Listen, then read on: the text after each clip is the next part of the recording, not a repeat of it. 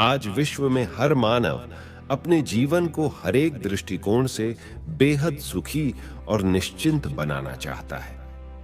इस दौड़ में जीवन की हर एक पहलू जैसे कि शारीरिक, मानसिक, आर्थिक, पारिवारिक, सामाजिक, आध्यात्मिक ऐसे क्षेत्र में सुख की इच्छा रखता है। हर इंसान को बहुत अच्छे से पता है कि यह जीवन सिर्फ आनंद और सुख भोगने के लिए ही मिला है। लेकिन सबसे बड़ी और रोचक बात यह है कि आखिर ये सारे सुख चाहिए किसको? यदि मुझे चाहिए मतलब किसे चाहिए? आखिर मैं कौन हूं? मेरा अस्तित्व क्या है? अगर मुझे सुख चाहिए तो मुझे मेरे सत्य स्वरूप में आना पड़ेगा। मैं कौन हूं? इस स्वरूप में मुझे निरंतर रहना पड़ेगा। फिर मैं जो चाहता हूं वह हर बात मेरे पास होगी। मेरे हर संकल्प पूरे होंगे। वास्तविक रूप से सारे सुख तो मेरे पास ही हैं, बस मैं अपने पास नहीं हूं। आज दुनिया में अधिकतम लोग अपने आप को 5 तत्वों का बना हुआ शरीर ही समझते हैं, और सत्य देखा जाए तो हम शरीर को चलाने वाले अति सूक्ष्म पॉइंट ऑफ लाइट आत्मा है, जो कि इस शरीर में ब्रेन के मध्य में हाइपोथैलेमस पिट्यूटरी के बीच में स्थित रहकर सूक्ष्म शरीर और 7 चक्रों द्वारा इस शरीर को चलाते हैं और हर बात का अनुभव करते हैं। दुनिया में 2 प्रकार के कॉन्शसनेस हैं। एक है बॉडी कॉन्शसनेस और दूसरा है सोल कॉन्शसनेस। विश्व में इस बात को अहम मान्यता है कि जिस कॉन्शसनेस में आप चलते हो उसी अनुसार विश्व आपसे प्रभावित होकर आपके जीवन पर उसका प्रभाव आता है और आपके जीवन में सुख या दुख की प्रवेशता होती है। बॉडी कॉन्शसनेस मतलब अपने आप को प्रकृति समझना, और प्रकृति समझने के कारण प्रकृति के सारे दुखों का अनुभव आपको होना शुरू होता है और आपका जीवन दुखों से भरपूर होता है।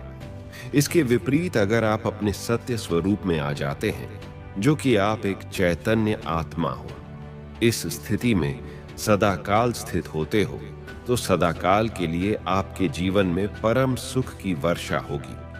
आज की प्रस्तुति में हम ये समझेंगे कि आत्मा का इस शरीर के साथ क्या संबंध है, उसका स्वरूप कैसा है, शरीर में कहां रहती है तथा कहां से आती है और कहां जाती है, इस संसार में क्यों आई और क्या उसे मोक्ष मिल सकता है या नहीं। आइए आज इन्हीं प्रश्नों का उत्तर जानने की कोशिश करते हैं, क्योंकि हम जब तक ये नहीं जानेंगे तब तक हम वास्तविक सुख का अनुभव ही नहीं कर सकते। आत्मा एक चैतन्य शक्ति है, क्योंकि शरीर तो मात्र एक साधन है। आत्मा का शरीर के साथ का संबंध मैं और मेरे के रूप में स्पष्ट किया जाता है। जैसे कि कहते हैं मेरा शरीर, लेकिन मैं शरीर तो नहीं कहते। उसी तरह मेरा हाथ कहा जाता है, मैं हाथ तो नहीं कहा जाता। स्पष्ट है कि मैं कहने वाला चैतन्य शक्ति आत्मा इस शरीर का मालिक है। जिस प्रकार किसी व्यक्ति के हाथ में चाकू हो तो उस चाकू को पता नहीं है कि मुझे सब्जी काटनी है या किसी व्यक्ति का गला काटना है, वह निर्णय नहीं करता। उसी तरह उस चाकू का प्रयोग करने वाले हाथ भी यह नहीं सोचते कि मुझे इससे कोई सब्जी काटनी है या किसी व्यक्ति को मारना है, क्योंकि हाथ भी चाकू की तरह एक साधन है। सोचने वाली शक्ति, निर्णय करने वाली शक्ति तो आत्मा ही है। आत्मा एक अति सूक्ष्म दिव्य ज्योति बिंदु स्वरूप है।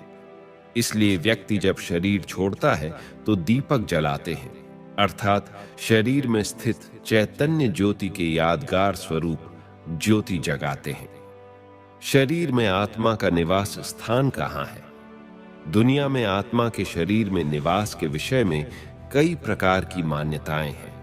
जैसे कई लोग यह मानते हैं कि आत्मा हृदय में रहती है, लेकिन जब ऑपरेशन करके हृदय प्रत्यारोपण किया जाता है तो सवाल उठता है कि उस वक्त आत्मा कहाँ रहती है। कई कहते हैं कि आत्मा सारे शरीर में भ्रमण करती है। अब एक ही व्यक्ति एक ही समय में सुन भी रहा है, देख भी रहा है। बोल भी रहा है, हाथ भी हिला रहा है और चल भी रहा है, तो उस वक्त आत्मा कहाँ रहती है?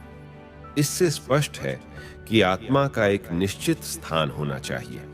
अतः जिस तरह गाड़ी में ड्राइवर का एक निश्चित स्थान होता है जहां बैठकर वह पूरी गाड़ी को कंट्रोल करता है, ठीक इसी प्रकार मस्तिष्क पूरे शरीर को नियंत्रण करने वाला स्थान होता है। अतः आत्मा भी मस्तिष्क एवं स्नायु तंत्र के द्वारा शरीर की सभी कर्मेंद्रियों एवं ज्ञानेंद्रियों पर नियंत्रण रखती है। मेडिकल साइंस के द्वारा भी यह प्रमाणित किया गया है कि हाइपोथैलेमस और पिट्यूटरी ग्लैंड के बीच में आत्मा निवास करती है। इसीलिए व्यक्ति जब अपने भाग्य की बात करता है तब वह अपना हाथ मस्तक पर फेरता है। यानी भाग्य शरीर में नहीं है, परंतु आत्मा भाग्य लेकर आती है और लेकर जाती है। चूंकि आत्मा भ्रिकुटी के पीछे बैठी रहती है, अतः लोग कपाल में भाग्य को दर्शाते हैं। इसलिए भारत में हिंदू चंदन का तिलक भी भ्रिकुटी के मध्य में ही लगाते हैं। आपके मन में सवाल आता होगा कि चंदन का ही तिलक क्यों लगाया जाता है, और वह भी एक छोटा सा बिंदु के रूप में ही क्यों लगाया जाता है? इसका कारण यह है कि आत्मा का स्वरूप अति सूक्ष्म बिंदु है। चंदन का रंग सुनहरा होता है। यह याद दिलाता है कि आत्मा का अनादि स्वरूप शुद्ध और पवित्र है। अतः चंदन लगाने से शीतलता महसूस होती है, अर्थात आत्मा का स्वधर्म शांति है। इसके अलावा चंदन की खुशबू चारों ओर फैलती है। इसीलिए आत्मा जब अपने असली सतोगुणी स्वरूप में स्थित होती है, तब वह अपने गुणों की खुशबू सारे संसार में फैलाती है। इसलिए चंदन का तिलक लगाया जाता है। आत्मा कहां से आती है और कहां जाती है? कहा जाता है कि जहां से हम आए हैं वहीं जाना है, परंतु कहां से आए हैं और कहां जाना है यह पता ही नहीं। आइए इस चित्र के माध्यम से समझते हैं। चित्र में 3 लोक है। आकाश के नीचे मनुष्य लोक है, जहां 5 तत्व की दुनिया है। यह संसार एक रंगमंच है, जहां हर आत्मा शरीर रूपी चोला धारण कर अपना अभिनय करती है। आकाश के ऊपर है सूक्ष्म देवलोक, जहां सूक्ष्म देवताएं ब्रह्मा, विष्णु और शंकर निवास करते हैं। उसके ऊपर एक और लोक है, जहां चारों ओर दिव्य प्रकाश फैला हुआ है और जहां सभी आत्माएं निवास करती हैं, जिसको श्रीमद् भगवद गीता में परम धाम कहा गया है। इसके बारे में कहा जाता है कि यह 5 तत्व की दुनिया एवं सूक्ष्म देव लोक से भी परे है। इसी को मोक्ष धाम या मुक्ति धाम भी कहा जाता है, जहां सभी आत्माएं मुक्त अवस्था में निवास करती है। हम लोग उसको अपना प्यारा घर भी कह सकते हैं, क्योंकि घर वह स्थान होता है जहां से व्यक्ति का विशेष लगाव होता है। इसीलिए जब आप सारी दुनिया घूमकर अपने घर आते हैं तो सुकून या राहत महसूस करते हैं या एकदम मन की शांति का अनुभव होता है। उसी तरह आज संसार में मनुष्य जब अनेक जन्म लेकर अपनी भूमिका निभाते निभाते दुखी हो जाता है या थक जाता है, तो उसको भी अपना घर याद ही आता है।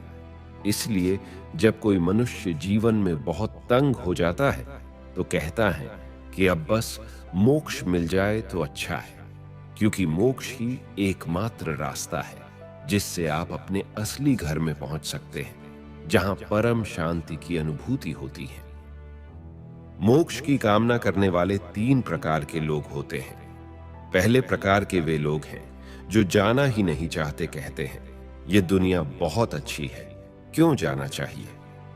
दूसरे प्रकार के वे लोग हैं जो इस दुनिया से अल्पकाल के लिए जाना चाहते हैं, अर्थात वे सोचते हैं कि थोड़े समय के लिए जाकर के फिर से वापस आ जाएं। और तीसरे वे लोग हैं जो सदा काल के लिए मोक्ष प्राप्त करना चाहते हैं, क्योंकि ऐसे व्यक्ति इस दुनिया में दोबारा आना ही नहीं चाहते, परंतु आत्मा में इतनी क्षमता और योग्यता है कि मोक्ष के बाद परम धाम में बैठने के लिए नहीं है। इसलिए परमात्मा ने यह दुनिया बनाई है ताकि आत्माएं अपनी योग्यताओं और क्षमताओं का उपयोग कर सके और उसके फल को अनुभव कर सके। जब कोई उसे सकारात्मक दिशा में लगाकर उसका सुख, खुशी और आनंद आदि का अनुभव करता है, तो वह अनुभव मोक्ष में बैठने पर भी नहीं होता। जिस तरह दिन के बाद रात्रि आती है, तब क्षणिक ही सही परंतु कुछ पल के लिए विश्राम तो लेना ही पड़ता है, क्योंकि कोई भी क्रिया बिना रुके निरंतर नहीं चल सकती। उसी तरह संसार का यह आवागमन का खेल भी निरंतर नहीं चलता। एक समय आता है जब कुछ समय के लिए अवकाश लेना ही पड़ता है। सृष्टि रंगमंच पर अपना पाठ निभाने के पश्चात हमें भी लौटना पड़ता है। फिर निश्चित समय पर आत्माएं धीरे धीरे वापस लौटकर पुनः सक्रिय रूप से अपनी भूमिका निभाती हैं। इस प्रकार इस संसार में आत्माएं बढ़ती जाती हैं। जाने के समय सब एक साथ जाते हैं, परंतु आने के समय सब इस संसार में अपने अपने समय पर आते हैं। इस प्रकार इस संसार की जनसंख्या धीरे धीरे बढ़ने लगती है, और जब ऊपर से सारी आत्माएं नीचे आ जाती हैं, तब परमात्मा भी अपने वायदे अनुसार आकर सबको साथ ले जाते हैं। जैसे किसी व्यक्ति का परिचय लेते हैं, वैसे ही आज हमने आत्मा के परिचय में 5 बातों को जाना। पहला, यह कि उस चैतन्य शक्ति का नाम है आत्मा, अर्थात आत्मा कहो, रूह कहो, सोल कहो, शक्ति कहो या एनर्जी कहो। दूसरा, हमने इसके स्वरूप के बारे में ये जाना कि यह अति सूक्ष्म दिव्य ज्योति बिंदु स्वरूप है। तीसरा, हमने ये जाना कि उसकी योग्यताएं 7 गुण, ज्ञान, पवित्रता, प्रेम, शांति, सुख, आनंद और शक्ति है। अगर आप इन सभी गुणों के बारे में डिटेल्स में जानना चाहते हैं तो हमारे चैनल पर मौजूद है, जाकर देख सकते हैं। चौथा, हमने ये जाना कि उसका अस्थाई पता भ्रिकुटी के मध्य और स्थाई पता शांति धाम है। और 5वां, हमने ये जाना कि उसका वर्तमान कार्य है 7 गुणों से स्वयं को संपन्न बनाकर अपने जीवन को जीना, क्योंकि यही मानव जीवन जीने का परम उद्देश्य है। मित्रों, यही है आत्मा का संपूर्ण परिचय। आपको यह प्रस्तुति कैसी लगी, कमेंट्स में जरूर बताइएगा। और अगर आप हमारे चैनल पर नए हैं तो हमारा सात्विक चैनल को सब्सक्राइब अवश्य कीजिएगा। धन्यवाद।